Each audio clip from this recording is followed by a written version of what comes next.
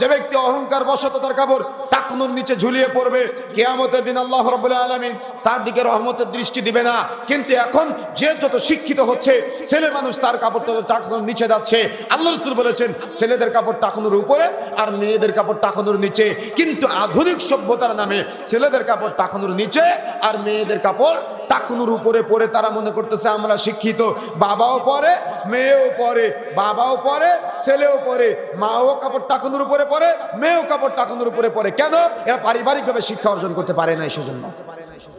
কথা বুঝেন নাই? স্টেজে কথা বলবেন না, স্টেজে কথা বলবেন না।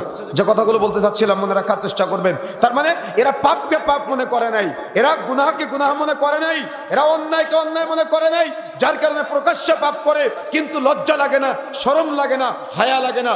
রাসূলুল্লাহ সাল্লাল্লাহু আলাইহি ওয়াসাল্লাম বলেছেন দাড়ি লম্বা করতে হবে, মুছগুলাকে ছোট করতে হবে, কিন্তু পুরাটাই সমাজের মানুষ